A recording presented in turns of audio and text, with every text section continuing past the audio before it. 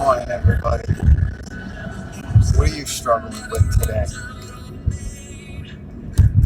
What are you worried about today? What is it that's preventing you from living in the moment right now? Are you mentally time traveling? Stuck in the past for better days that you remember? Worried about the future and what's to come? All these things, the only purpose they serve is to prevent us and distract us from realizing the blessings and the things that we have in our life right now. Look, I'm not going to pretend that life is rosy, that things are great, that no matter what happens, you're always going to feel great inside.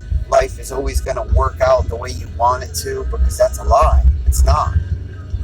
And that's probably the toughest thing for anybody to realize, Christian or not, that this life is not perfect. The people in your life are not perfect, and we ourselves are not perfect. But we're not alone, and we don't have to figure it out on our own, and we don't have to deal with our problems on our own, and we don't have to fix everything in our life that we see that's broken or is not meeting our own internal expectations. What I have on the screen here are the words of Jesus Christ himself. Speaking to the people, he said,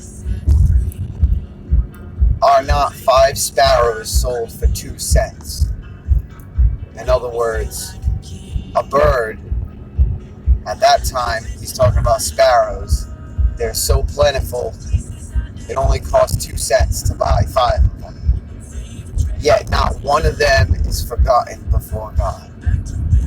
Indeed, the very hairs of your head are all numbered. Do not fear. You are more valuable than many sparrows.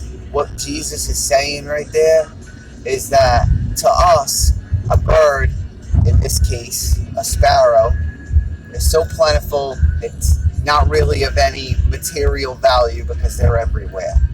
Yet God cares even about them. If he cares about birds, how much more is he going to care about you or me? To the point where every single hair on your head is numbered. He knows the exact number of hairs on your head. Why does that matter? Because not a single hair from your head will be plucked out without God allowing it to happen. And if God is allowing something to happen in your life right now,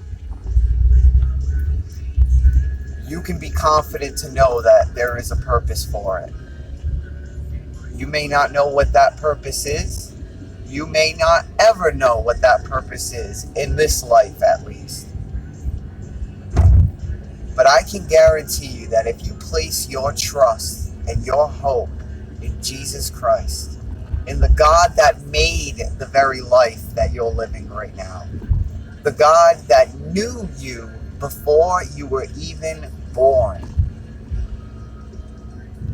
will take care of your every single need.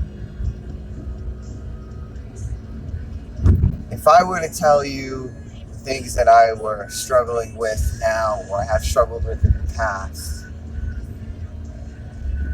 and perhaps you would wonder how I could have faith in God.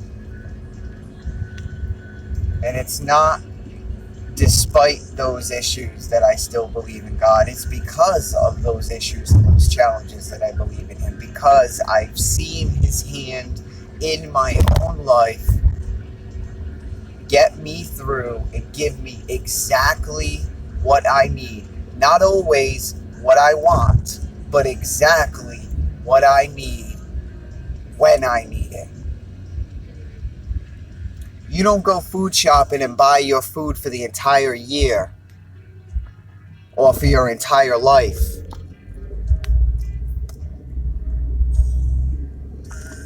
And in the same way, God does not provide all of your needs today for the rest of your life. He will give you what you need today. And when you can learn to trust Him for that, then your faith will increase and you will have a peace that surpasses any understanding. One of the most difficult things is changing our perspective, changing the way we look at things.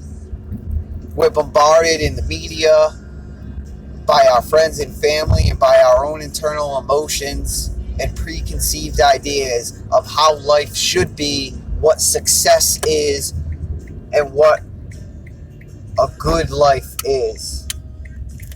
But the truth is that the one who made us, God, knows what is really going to fulfill us, what is really going to provide peace, and what is really going to bring us to a maturity and a deepening of faith that will help us to stand in the day of trouble. Believing in God does not exempt you from going through life struggles. What it does is it connects you with the one who can provide all of your needs in that moment.